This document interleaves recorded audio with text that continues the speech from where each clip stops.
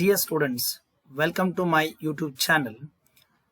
Now, let me take the last aspect in the first chapter of Introduction to Entrepreneurship. Hope you have watched my previous 3 videos. Now, let me start the final video on Introduction to Entrepreneurship. So, entrepreneurship, it can be understood either as a risk-bearing or innovating or thrill-seeking. Always an entrepreneurship is such an activity which has got enthusiasm, innovativeness, creativeness in doing the things here. So, an entrepreneurship is nothing but an act of creating a business or businesses while building and scaling it to generate profit. In a very simple to say, the activity of setting up of business or businesses taking on financial risk in the hope of profit. Here, an entrepreneur takes both the types of the risks which are involved in the business. So that is a business risk as well as financial risk. A business risk is a risk which arises due to the change in the situation of the market or change in the taste of the customer, consumer preferences, etc. Whereas a financial risk means it is the risk which is arising on account of mobilization of the resources of finance. Say for example, when an entrepreneur borrows money from the financial institution, he has to repay the loan along with the interest. So he is bearing the risk of financial risk there. So now let us look into the definitions given by some authorities here. H. Cole, who defines the term entrepreneurship as it is a purposeful activity of an individual or a group of associated individuals undertaken to initiate, maintain or aggrandize profit by production or distribution of economic goods or services. When it is looked into in this definition, it says that always the entrepreneurship is having a purpose. Here the purpose is to achieve the profit here. And such a purposeful activity, either it can be started by an individually or a group of associated individuals who initiate and maintain and increase the profit either by engaging themselves in a production activity, or they may be engaged in the distribution of the economic goods or services, or sometimes even an entrepreneur may work as a manufacturer as well as a distributor of the goods. So from this definition it can be concluded that an entrepreneurship always is a meaningful activity with an intention to earn a profit either by manufacturing of the goods or by distribution of the goods or by both. Now let us look into the one more definition as given by Joseph Schumpeter.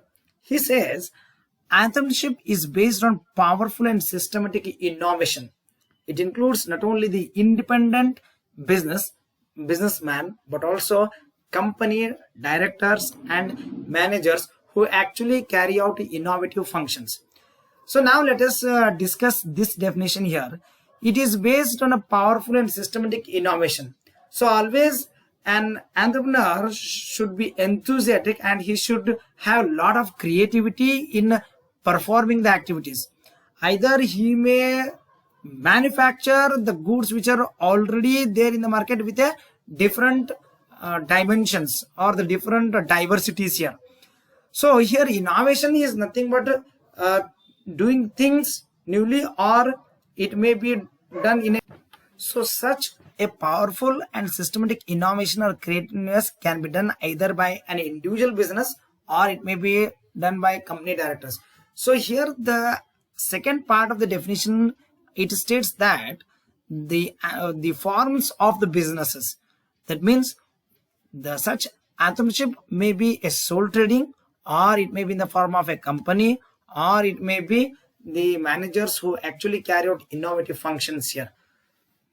Then now let us look into the one more definition as given by National Knowledge Commission, which says entrepreneurship is the professional application of knowledge. That means a person who has imbibed professional qualification, he is going to use his caliber in practice. skills and competencies, and or of monetizing a new idea by an individual or a set of people by launching an enterprise de novo to pursue the growth while generating the wealth, employment, and social good. So that means here the professional makes use of his knowledge, skills, and competencies in practice to generate employment, to create wealth, and to do something good for the society. So here always an entrepreneur has got the corporate social responsibility, so that when he discharges his social responsibility, so he is doing social goodness here. Now, in short, we can conclude that entrepreneurship refers to the functions performed by an entrepreneur in establishing an enterprise. Now let us see the growth of the entrepreneurship in India. Of course, the entrepreneurship was there since the inception of the civilization. Here we can classify the growth of entrepreneurship in India into two parts. One is entrepreneurship during pre-independence and another one is entrepreneurship during post-independence. Now let us discuss about entrepreneurship during pre-independence. When you look back in the Indian scenario, entrepreneurship exists right from the Vedic period. So we have got four Vedas. So among those four Vedas, in Rig Veda, mental handicrafts existed in the society. So even which were used in their day-to-day life. In villages, entrepreneurship carried on the community basis. That means the priest community should carry the priest activity only. So like this here, all the community-based entrepreneurship was reciprocal to each other. Say for example, a farmer, whatever he grows, the food grains, he used to provide to the priest, and in return to that, priest used to perform the activities for farmer. So it is almost like a barter system which was followed in the earlier days. Industrial activity was observed among the Indian artisans in a few recognizable products in the cities of Banaras, Allahabad, Gaya, Puri, and Mirzapur, which were established on the riverside. Why these industries were established on the riverside? Because the rivers, they acted as the means of communication to move the people from one place to another place, and for the movement of the goods from one place to another here. So these Indian handicrafts industry declined at the end of 18th century for various reasons. So there was, and each community was dependent on each other. If any one of the communities hesitates, it will disturb the social harmony here. Later on, East India Company came into India when Jahangir was the king in India, made a significant contribution towards entrepreneurial growth in India. So it is, I'm just talking about in 1860s when Sir Thomas Roy came as an ambassador of the English people to India by offering the gifts to the King Jahangir. He allowed the trade, foreign trade in India. So even this foreign trade has gotten history here. So next, many textile mills started in West India, namely in the places like Mumbai, Ahmedabad. The Swadeshi campaign, that is a focus on the indigenous goods, provided indeed a proper seedbed for inculcating and developing nationalism in the country. So India was known for growing the cotton, and majority of the Indians, they used to use only the cotton fabrics. The second wave of entrepreneurial growth in India began after the First World War. The protectionism policy was the advantage for many Indian industries, as these industries, they were requiring less capital, they were requiring less labor, and they are requiring less skills. So that's why, because of this protectionism policy, their growth was not at all hampered in the earlier days. Now let us look into the another phase, that is entrepreneurship during the post-independence. Of course, India got independent in 1947, and all the British rulers, they went back. The government formulated, the Free Indian government formulated industrial policies to achieve the industrial growth. The 5-year plans aimed at economic development. The second 5-year plan is known as industrial plan only, whereas the first 5-year plan, it gave prime importance for the agricultural development. The second plan where need to focus totally on the setting up of the industries. So during that industries, so many industries were started, and there was a congenial environment for setup of the industries. This move led to the growth of many industries in the country. The government introduced the LPG policy in 1991. So this is nothing but a red letter day in the history of Indian industrial development.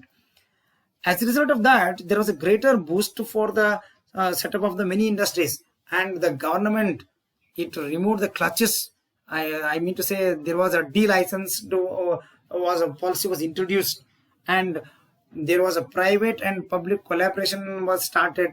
So for this, because of this, there was a growth in the industrial development.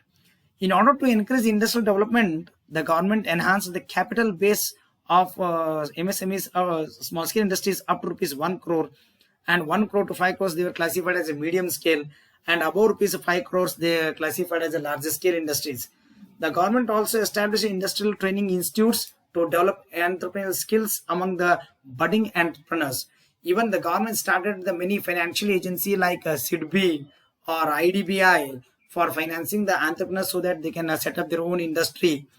So all these, they developed a congenial environment for the growth of the entrepreneurship during the post-independence period. Today you find that there's a number of foreign companies are coming into India, and the indigenous companies are giving a greater fight or competition to the foreign companies so that the quality of the products are produced, and which will ultimately benefiting the consumers today. And consumers today, he has got a wide variety of the choices. Either he can go for an Indian brand, he can go for a foreign brand. So the competition between the foreign companies and the domestic companies, ultimately it will benefit the consumers here. So there has been a congenial ambience for the growth of the entrepreneurship during the post-independence period here. Now let us look into what is the role of the entrepreneurship in economic development here. How this will lead to the development of the country. Now let us discuss here.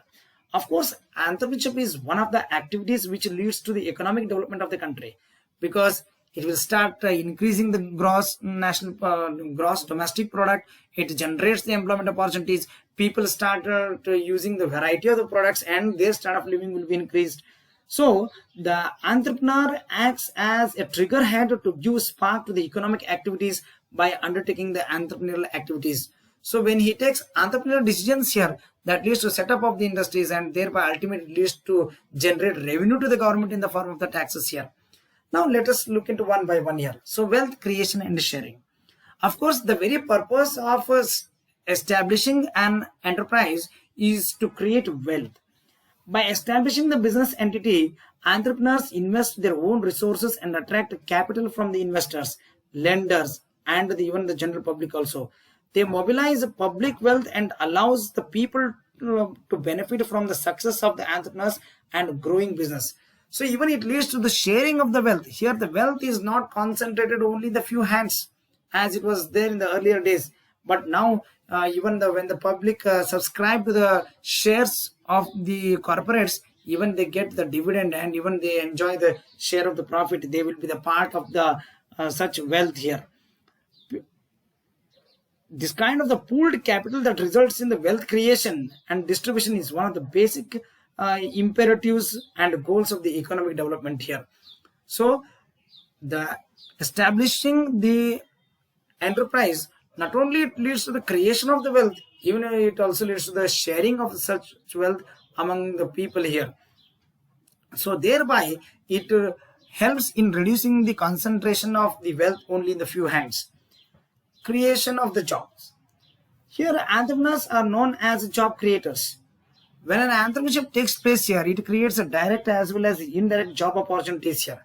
Say for example, how it leads to generation of the direct jobs.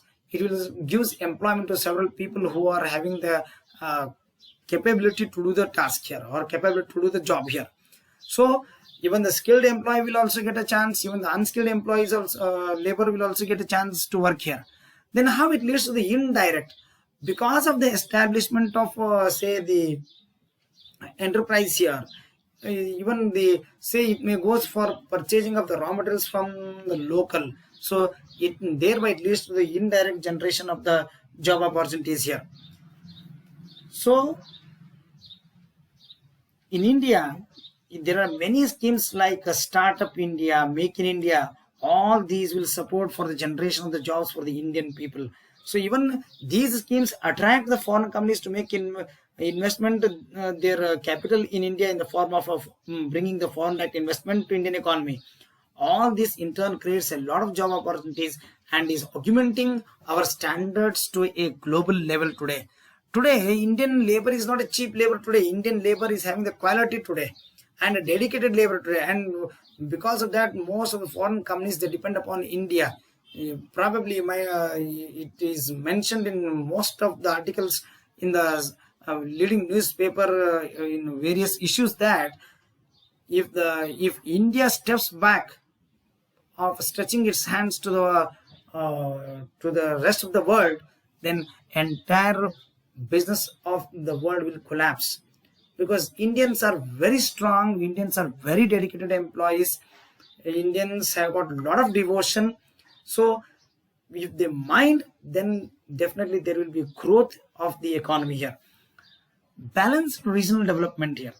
The establishment of new businesses and industrial units help with the regional development by locating themselves in the backward area.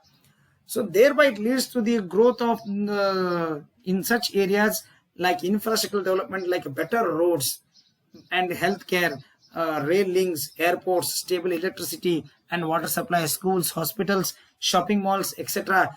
that will be established. Both the central and the state government promote this kind of regional development by providing the registered micro and small and medium enterprises various benefits and concessions if they establish their units in the backward area. Even in case of the Income Tax Act, it provides deduction with respect to the earning of the income by such MSCs which who establish their business in the backward area under section 80I, 80IB, 80IC like this here. And then the GDP and per capita income. Of course, the GDP is nothing but is the value of the total goods and services produced in India during a particular year. So whereas the per capita income, it is the income per head in a simple words to say. India's MSME sector comprised of 36 million units that provide employment for more than 80 million people, now accounts over 37% of the country's GDP. Addition to this, there are a number of units which makes use of the even more resources like land, labor, capital to develop products and services that add to national income, national product and per capita income of the country. So if there is increase in the GDP, and that will also leads to the increase in the per capita income also. So people have started spending money nowadays. In the early days, people used to save money, but today, because of their increase in the per capita income, their spending on luxuries has increased a lot. Then the improvement in the standard of living of the people. Entrepreneurs play a key role in increasing the standard of living in the community. They do this not just by producing the goods or by creating the jobs, but also by adopting to various innovations that lead to improvement in the quality of the life of their employees, customers and other stakeholders in the community. Today you find the products are available at the tip of the finger and it will be delivered to the doorstep of the consumer, and that too within a very short span. So even if you take, for example, even clinical research, they provide the clinical treatment to the patients over a phone call.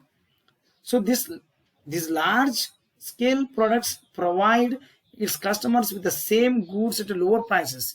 This improves the standard of living of the people. Today you find much improvement in the telecommunication, much improvement in the, say for example, the transportation. You can fly from one place to another place within within a very short duration here. So all these, it is because of the establishing the entrepreneurship. You may be knowing to travel from Belgaum to Mumbai by road, it takes around 7 to 8 years. But if you travel by air, it will hardly take around 40 to 50 minutes. So this is nothing but an improvement of the standard of living of the people because of the establishment of the entrepreneurship. Then this entrepreneurship, even it will lead to increase in the exports also. Any growing business will eventually want to get started with exports to expand their business to foreign markets. It provides access to the bigger markets and leads to the currency inflows and access to the latest cutting edge technologies and processes being used in more developed foreign markets. Today you find the branches of the State Bank of India in overseas countries. So like this here, people even there's a greater demand for the spicy items of India in the abroad. So that all leads to the exportation here. Even you might be knowing the Channapatna, a taluka place in Karnataka, which is known for manufacturing the toys made by wooden. So these are having a greater demand in the world market. So all these tiny industries, even they help for the export for the growth of the exports of the country. Then the community development. Economic development does not always translate into community development. Community development requires infrastructure for education and training, healthcare, and other public services. Today you find most of the corporates, they have developed their own schools, colleges for the children of the employees, along with the providing education to the society also. Even you find a world-class health treatment by establishing the hospitals, etc. here. Suppose if there is a need for highly educated and skilled workers in a community to attract new businesses, if there are educational institutions, technical training schools, and internship opportunities, this helps to build the pool of educated and skilled workers. Today you may be knowing the Infosys, it has set up a training center called as Infosys Leadership Institute in Mysore, having a 300 acres. It trains the various categories of the employees. So it is because of the establishment of the entrepreneurship here. Then similarly, most of the companies, even if you take for example Tata, it has started XLRI, a premier MBA institute in Mumbai to provide education, professional education to the people. So by discharging the social responsibility of the business, today the enterprises have become developing the improvement in the community also. Now, let us distinguish between an entrepreneur and entrepreneurship. Here, an entrepreneur is a person, whereas an entrepreneurship is a process. An entrepreneur is an organizer. He is the organizer of the men, material, labor, money, etc. Whereas an entrepreneurship, it is not a process of an organization. An entrepreneur is an innovator, whereas an entrepreneurship is an innovation. An entrepreneur is a risk bearer, and always an entrepreneurship involves the risk.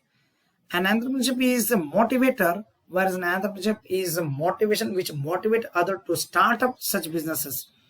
An entrepreneur is a creator, where an entrepreneurship is a creation. An entrepreneur is a visualizer, whereas an entrepreneurship is a vision. An entrepreneur is a leader. Today you may be knowing we have got many business tycoons like Tata, or it may be like Aditya Birla, or it may be like Narayan Murthy, or it may be like Kiran Majumdar Shah. All they are considered as the leaders of the corporate today. And whereas an entrepreneurship is nothing but a leadership. An entrepreneur is an imitator, whereas an entrepreneurship is an imitation. So with this, we'll conclude this video. Kindly watch this video till the end, like it and share among your friends. And if you have any comments, please put your comments in the comment boxes, and kindly subscribe to the channel. Thank you very much.